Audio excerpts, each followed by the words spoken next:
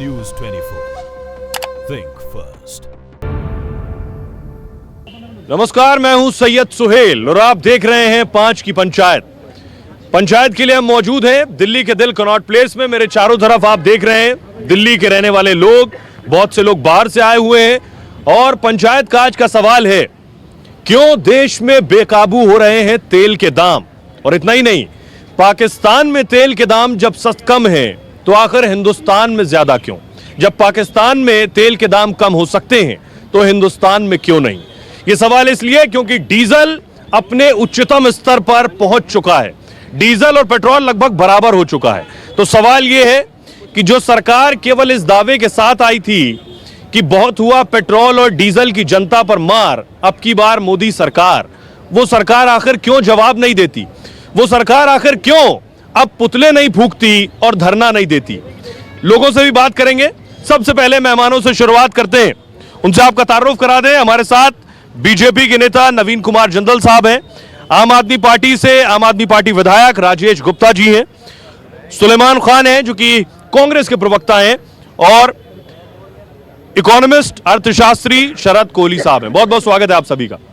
नवीन साहब, इन लोगों को यह जवाब आप दीजिए कि आप 14 से पहले धरना करते थे, 14 से पहले पुतले फूंकते थे, आज डीजल सबसे उच्चतम स्तर पर है और आज आप कुछ नहीं कर रहे हैं। सोहेल भाई, वैसे तो डीजल के 14 पैसे के दाम बढ़े हैं और पिछले महीने में एक महीना कंटिन्यूसली मैंने सुना था, देखा भी था कि दाम कम भी होते रहे थे। लेकिन जब इंटरनेशनल मार्केट में, जब यूएस में लगातार तेल की डिमांड ज़्यादा हो तो आज पूरे देश विश्व भर में तेल के दाम बढ़ रहे हैं। लेकिन सर मेरा सवाल ये, इनके दौर में क्रूड ऑयल का दाम था 110 रुपए प्रति बैरल, तो तेल था 71 रुपए का, 110 डॉलर, और आज आधा है, तब 76-85 मुंबई में। मेरा कहना यह है, मैं वही बात बता रहा हूँ कि कांग्रेस के सरकार में 1,70,000 करोड़ रुपए के ऑयल बॉन्ड इन्होंने लिए थे, जिसका कर्जा आज भी चुकाना पड़ रहा है। ब्याज लगा करके 2,60,000 रुपया वो सरकार के ऊपर है, किसी कंपनी के ऊपर नहीं गया। जो इन्होंने लिया था वो सरकारें चुका रही हैं। ठीक है, ये कह रहे हैं आपका जो लिया हुआ कर्जा था वो ये चुका रहे हैं। देखिए, ये सब इनकी आदत है बीजेपी के लोगों की। ये झूठ बोलते हैं, ऐसे कोई कर्जा, ये झूठ बोल रहे हैं। बिल्कुल बोल रहे हैं झूठ। और सुनिए, अगर ये कहते भी हैं तो पिछले 4 साल में केंद्र सरकार ने डीजल और पेट्रोल पे एक्सेसिव आम जनता से ज्यादा पैसे लेकर और सेंट्रल एक्साइज ड्यूटी बढ़ाकर 10 लाख करोड़ रुपए जमा किए हैं। 10 लाख करोड़, आपसे रिकॉर्ड पे कहता हूं। सेंट्रल एक्साइज ड्यूटी इन्होंने, यूपीए की जब सरकार गई कांग्रेस की, तो डीजल पे 4 रुपए थी, वो आज 16 रुपए है। पेट्रोल पे 9 रुपए थी, वो 19 रुपए है। तो डीजल पे सेंट्रल एक्साइज ड्यूटी 400% बढ़ गई और पेट्रोल पे 200% सेंट्रल एक्साइज ड्यूटी बढ़ गई। ये ड्यूटीज बढ़ा के, ये ऑन रिकॉर्ड है भाई। अच्छा, ये बताइए, ये जो कह रहे हैं कि कांग्रेस का कर्जा वो चुका रहे हैं, इसमें कितनी सच्चाई है? देखिए, देश के ऊपर डेफिसिट फाइनेंसिंग का लोन था, इसमें कोई दो राय नहीं, परंतु इसका मतलब ये नहीं कि आप $1, आज $1 1 लीटर डीजल हो गया है, मतलब रुपए की बजाय वो डॉलर में मिलने लग गया है। नवीन भाई ये बात भूल रहे हैं कि डीजल जो है आम आदमी की जेबों पर सीधा असर करता है, आम जरूरत की चीजों पर असर करता है। सबसे बड़ी बात जो इस सरकार के सामने 2019 के चुनाव हैं उसमें किसान है। ये डीजल एक ऐसी चीज है जो किसानों की जेब पे सीधा असर करता है। मेरा सीधा सवाल, बहुत संक्षेप में, जो कर्जा लिया था वो चुका रहे हैं, इस वजह से दाम कम नहीं, कर्जा चुका रहे हैं, कुछ सड़कें बना रहे हैं, पर सड़कें बना रहे हैं ये नहीं। किसी ने मुझे कहा, मैंने गाड़ी ली थी बड़ी शान से कि सड़कों पर दौड़ेगी, मुझे क्या पता था कि वो गैराज में खड़े होकर मेरी शोभा बढ़ाएगी। अरे गाड़ी चलेगी नहीं तो सड़कें क्या करेंगी। ये बात तो ये भी कह रहे थे कि हम भी सड़कें बनवा रहे थे। सर, सवाल आपसे ये है कि ये तो अपने दौर में पुतले फूंकते थे और धरना देते थे, आप कहाँ गोल हैं? देखिए, कहीं गोल नहीं है, वो लगातार सड़क से संसद तक इस बात की आवाज़ को उठा रहे हैं। लोगों ने इस बात को भी देखा कि इन्होंने कहा कि भाई अब सरकार का कोई नियंत्रण नहीं है, ये रेट तो अपने आप ऊपर नीचे हो रहे हैं, लेकिन जैसे कहीं पे चुनाव होते हैं तब ये रेट नहीं बढ़ने देते। वो 1 महीने 2 महीने, अभी कर्नाटक में आपने देखा 1 पैसा नहीं बढ़ा उस वक्त, क्योंकि ये सब कुछ इनके नियंत्रण में है। सिर्फ बड़ी कंपनियों को फायदा देना है। एक जो हमारे भाई साहब कोहली साहब बता रहे हैं कि नहीं सड़क कुछ बना रहे हैं, तो एक आदमी के गला काट के, ये डाकू थोड़ी है, सरकार है भैया कि इधर से छीन के उधर दे दो, उधर, ये काम नहीं है।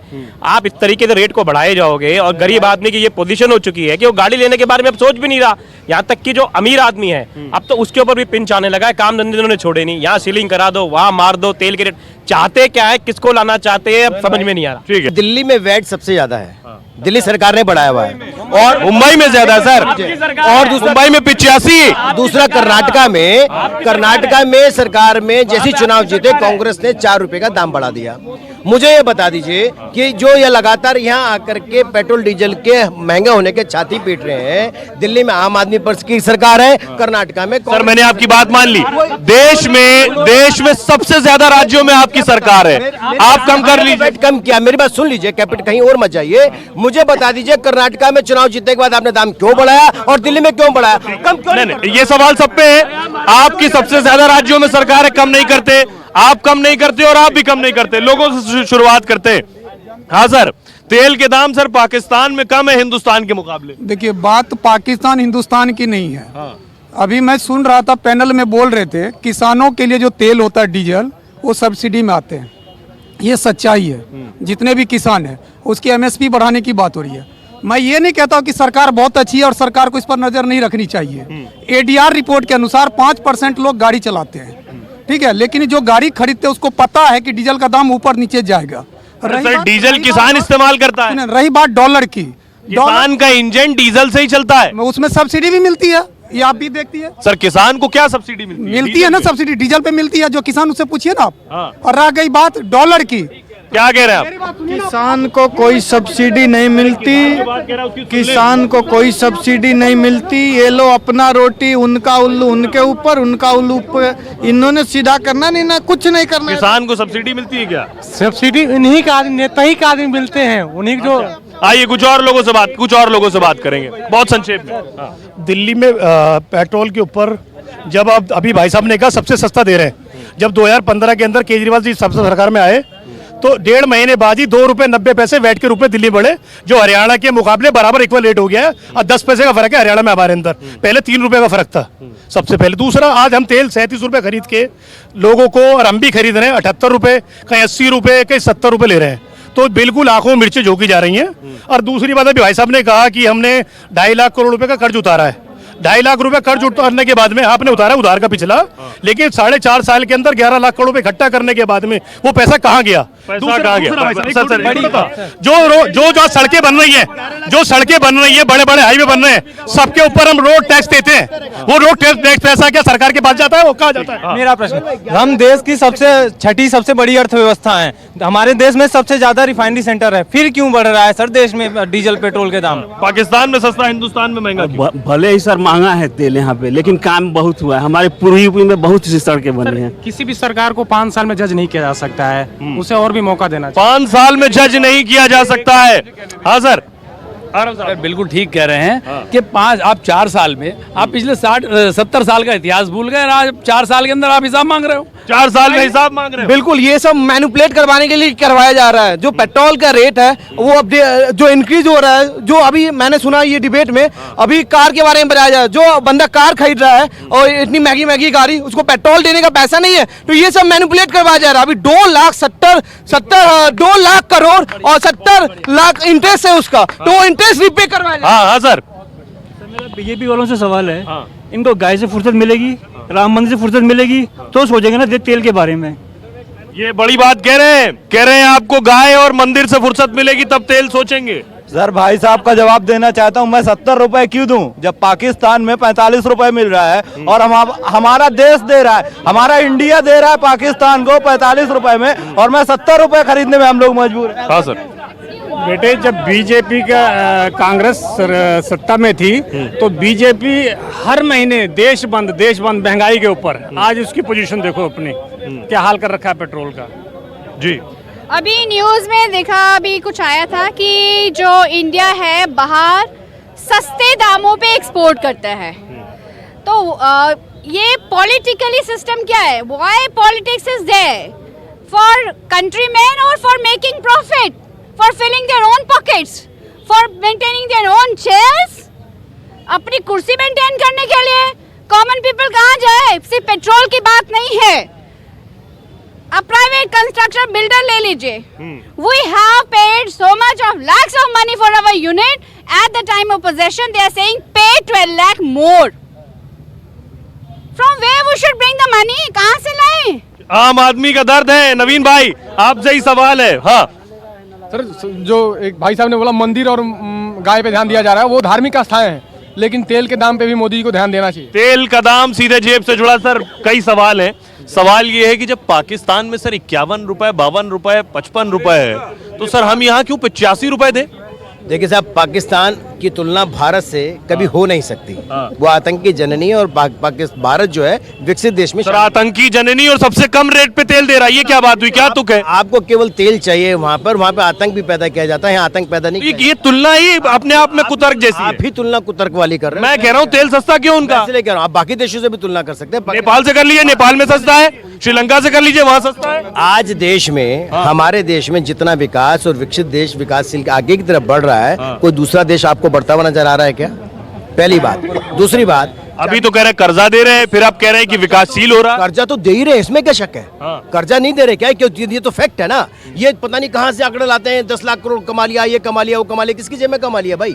किसके पास क्या चला गया? ये झूठ बोलने की आदत इनकी आदत है, इसलिए मुझको कहना नहीं है। दूसरी बात मैं ये कहना चाहता हूँ कि चाहे सड़कें बन रही हो, चाहे 70,000 इनके दौर में सड़कें नहीं बन रही थी, जितनी उससे सब लोग मिट्टी और ईंट की सड़क पे चल रहे थे। सुहेल भाई, उससे 4 गुना ज्यादा सड़कें बन रही हैं। 70,000 किलोमीटर का तो रेलवे ट्रैक बदला गया, इन्होंने तो कोई बदला नहीं था। आज गांव में, जिस समय 59 गांव में 59 में फाइबर केबल जाती थी, 90,000 गांव पंचायतों में फाइबर केबल पहुंचा दी गई है। आज सरकार काम कर रही, डेवलपमेंट कर रही है, तो उसके अंदर आपको कष्ट है। ठीक है, इस दलील से आप कितना वाकिफ हैं? कह रहे हैं सर विकास करना है, उसके लिए पैसा चाहिए, सड़कें बन रही है, रेलवे ट्रैक बन रहा है।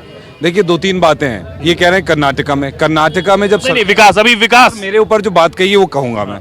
जेडीएस कांग्रेस की सरकार आई, 1 रुपया 12 पैसे पेट्रोल पे, 1 रुपया 14 पैसे डीजल पे बढ़ाए गए। आपने सेंट्रल एक्साइज ड्यूटी 4 साल में मोदी जी ने 400% डीजल पे बढ़ा दी, 4 रुपए से 16 रुपए। मैं रिकॉर्ड पे कह रहा हूं, आप मेरे ऊपर डिफेमेशन केस कर देना, मैं रिकॉर्ड पे कह रहा हूं। पेट्रोल पे 9 से 19 रुपए कर दी, और हमने इनसे रिक्वेस्ट करी, कांग्रेस, इस दलील पे बताइए। सर, मैंने रिक्वेस्ट करी जुलाई 2017 में कि आप पेट्रोल डीजल को जीएसटी में लाइए।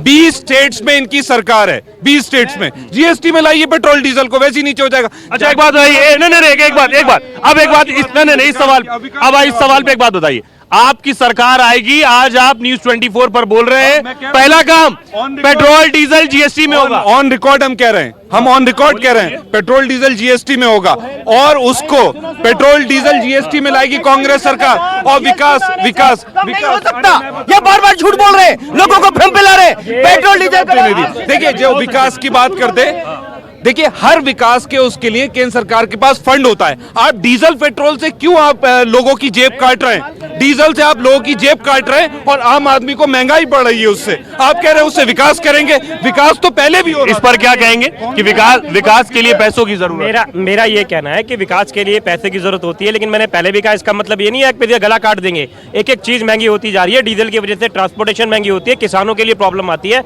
लेकिन इनको किसी से कोई मतलब नहीं है। इस वक्त 2 ही चीजें हैं, पेट्रोल डीजल बढ़ती जाएगी, रुपया गिरता चला जा रहा है, 70 रुपए के आसपास, 70 हर चीज के रिकॉर्ड बनाए जा रहे हैं, लेकिन हर चीज को डाल दो। मैं तो न्यूज़ 24 को धन्यवाद देता हूँ कि पेट्रोल डीजल पे बात तो हो रही है। शरद जी, इस दलील से आप कितना वाकिफ हैं कि जो बात कह रही है बीजेपी की हमें विकास करना है इसलिए पैसा चाहिए? देखिए, पेट्रोल और डीजल के बीच का जो गैप है, आप नोट करेंगे वो गैप कम होता जा रहा है। जिस भाव पहले पेट्रोल मिलता था, उस भाव अब डीजल मिल रहा है। बल्कि आप पेट्रोल पंप जाते हैं तो गलतफहमी हो जाती है, कहीं मैं डीजल की जगह पेट्रोल की जगह डीजल तो नहीं भरवा रहा हूं। पहली बात। दूसरी बात, माना कि भारत आज देश की 5वीं सबसे बड़ी और सबसे तेज बढ़ती हुई व्यवस्था है, परंतु देखने वाली बात क्या है कि पेट्रोल का इस्तेमाल करने वाले और डीजल को इस्तेमाल करने वाले अलग अलग लोग हैं। मैं पहले वही बोल रहा था जब आपने माइक हटाया कि डीजल जो है आम आदमी, हर व्यक्ति की जेब को इफेक्ट करता है। पेट्रोल अमीर आदमी जो कारें चलाते हैं उनके लिए, मान लिया इस बात को, बीजेपी बाइक गरीब चलाता है सर, उसके लिए क्या करेंगे?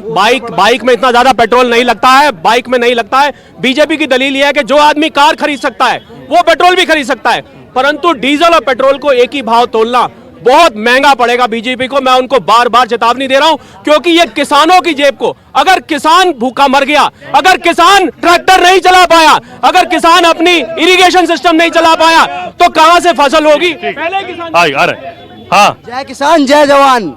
श्रीलंका को हमारा भारत पेट्रोल सस्ता देता है और हमारे महंगा मिलता है। क्यों ऐसा? सर क्या बात है? 1000 रुपए तनख्वाह वाला क्या करेगा आदमी? 7000 का तो उसका पेट्रोल लग जाता है। 8000 रुपए में क्या करेगा? राशन भरवाएगा, अपने लड़के की स्कूल की फीस देगा, क्या करेगा वो? मोदी सरकार 2014 में बहुत बड़े बड़े वादे करके आई थी कि 100 दिन में महंगाई कम कर देंगे, बेरोजगारी दूर कर देंगे, लेकिन हुआ कुछ नहीं। मैं मोदी सरकार से पूछना चाहता हूं कि 2019 में जो इलेक्शन आने वाला है वो उसमें वो क्या करने जा रहे हैं, क्या उसका एजेंडा है, क्या इलेक्शन के बहाने तेल के दाम? सरकार कोई भी हो, पेट्रोल डीजल 30 रुपए नहीं हो सकता, लेकिन फिर भी सरकार को इस पर ध्यान देना चाहिए। सर देखिए, पेट्रोल के भाव, डीजल के भाव तो ऐसे बढ़ रहे हैं जैसे मोदी जी की उम्र बढ़ रही है, पार्टी का वर्चस्व बढ़ रहा है, झूठ बढ़ रहा है, उसी तरह बढ़ रही है। तो बढ़ने दीजिए, इसमें तो कोई प्रॉब्लम होनी नहीं चाहिए, क्योंकि वो 14 से पहले वाले वही लोग थे। मैं फेसबुक पे देखता हूँ, ये लोग मर गए, ऐसा लिखते हैं कि ये लोग मर गए जो पहले करते थे कि ये महंगा हो गया, गैस महंगी हो गई, पेट्रोल महंगा। उन्हें जिंदा करवाओ सर, पुनर्जन्म करवाओ उनका। सर मुझे नहीं लगता कि हमारे देश में क्षमता है पेट्रोल डीजल खरीदने के लिए, लेकिन मुझे नहीं लगता कि पेट्रोल डीजल पर हमें बहस करना चाहिए। ओवरऑल रिजल्ट देखा है तो मौजूदा सरकार सही है। ठीक है। मुझे नहीं लगता है कि तेल का ये जो रेट का इस पे बहस करना बेकार है। ये जो आप पेट्रोल नहीं खरीदते? नहीं, हम डीजल नहीं खरीदते।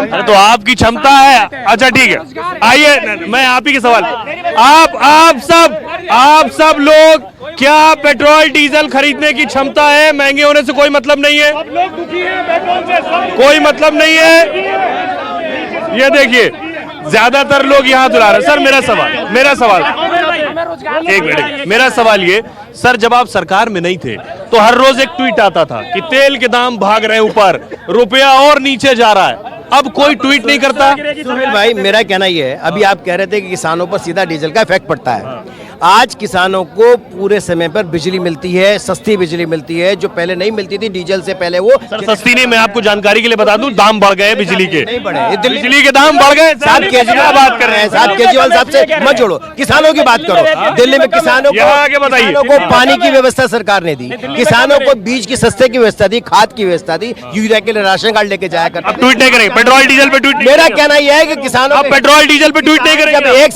जब एक समय में 2 फसल उगाता हो तो किसानों की उत्पत्ति बढ़ रही है। आज मैं कह रहा हूँ, कांग्रेस कितनी नकारात्मकता फैला ले, लोगों में भ्रम फैला ले, झूठ फैला ले। इनकी सरकार में आप भी फैला रहे थे। हम तो इनकी सरकार में था, ये तो रोज प्रदर्शन। साहब इनके दिए हुए कर्जे देश की जनता निपटा रही है, कोई और नहीं निपटा रहा है। मोदी जी के ट्वीट हैं जब वो चीफ मिनिस्टर थे। मेरा भी आपसे सवाल है, मेरा भी आपसे सवाल है कि आपकी सरकार में इन्होंने आपको सड़क पर ला दिया धरने और पुतला जलाकर।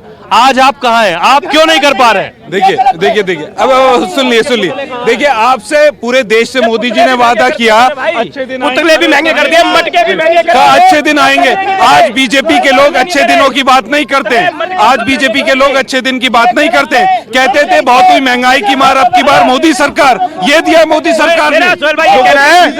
कम से कम मेरा, हम लोग कह रहे हैं कि हम सही थे और ये गलत थे। मेरा ये कहना है, ये बार बार हर चीज में हिंदू मुस्लिम करते हैं। हिंदुओं के लिए कम करा दो, कुछ हिंदुओं के लिए सब्सिडी करा दो, पेट्रोल डीजल पे कराओ ना, कुछ फायदा तो करा दो। सर क्या वजह है अब लोगों में वो रोष पेट्रोल और डीजल की कीमतों पर नहीं दिखता है जो सड़कों पर नजर आता था, या पॉलिटिकल क्लास की फेलियर है? आपको लगता है लोगों में अब खरीदने की क्षमता पैदा हो गई इसलिए नहीं दिखता है, या लोग वक्त पर चुनाव पर जवाब देंगे? इसके जितनी आपने वजह कही थोड़ी सभी है, वक्त पर लोग जवाब देंगे, पहली बात। दूसरी बात, आम जनता देश की बेवकूफ नहीं है, वो समझदार है, वो देखते हैं कि देश में विकास हो रहा है। दूसरा वो जानते हैं कि सरकार की मंशा ठीक है। पहले वाली सरकारों में, मैं नाम नहीं लेता किसी का, वहां पर मंशा की एक बहुत बड़ा प्रश्न चिन्ह लगा हुआ था, क्योंकि इस सरकार की, जो आपने मोदी के नारे सुने ना, ये मोदी के नारे नहीं है, ये नारे उस मंशा के हैं कि मंशा, मोदी की मंशा पे किसी को भी प्रश्न चिन्ह नहीं है। इस वजह से लोग महंगी पेट्रोल की कीमत को भी झेल रहे हैं, परंतु एक लिमिट के बाद मैं समझता हूं, आइए लोगों से पूछ ले, सर तेल के दाम से आपको फर्क नहीं पड़ता? सर कोई फर्क नहीं पड़ता, कोई फायदा जो लोग हैं ना, कोई फर्क नहीं पड़ता। मैं तो ये कहता हूँ कि मोदी साहब ने जो कर रहे हैं ठीक कर रहे हैं, वो देश के भले के लिए ही कर रहे हैं। पर मैं इतना ये कहता हूँ, वक्त खत्म है। तेल के दाम से फर्क नहीं पड़ता आपको? हमें तो कोई फर्क नहीं पड़ता। तेल के दाम से फर्क नहीं पड़ता। जो सक्सेस है ये, जो इतना हमारा जो स्टार्टअप है, हमारा जो डिजिटल इंडिया, जो ट्रांसपेरेंसी है, तो सारा से इतना बेनिफिट हो रहा है। सवाल भाई तेल पर ही क्यों अटके पड़े हैं? आप गैस की बात कर ले, आप रेल भाड़ा की बात कर ले, बस भाड़ा की बात कर ले, सस्ता क्या है इस पर डिबेट कर लेना। महंगा हुआ उस पर डिबेट मत करे, जो सस्ता हुआ है जो जनाब बता रहे हैं उस पर एक बार डिबेट कर ले कि सस्ता क्या हुआ है पिछले 4 सालों में। लूट मचा रखा है एकदम पूरी तरह सरकार ने। क्या सस्ता क्या है पहले ये बता दो, आप उनसे पूछ लो। तो मिले जुले रिएक्शन है, बहुत से लोगों को फर्क पड़ता है, बहुत से लोगों को फर्क नहीं पड़ता है, लेकिन सवाल यही है कि 2019 के जो नतीजे होंगे वो भी ये बताएंगे कि आखिर तेल के दामों से किसी को फर्क पड़ा या नहीं पड़ा। एक छोटे से ब्रेक के लिए रुक रहे हैं, लौट रहे हैं कुछ और बड़ी खबरों के साथ।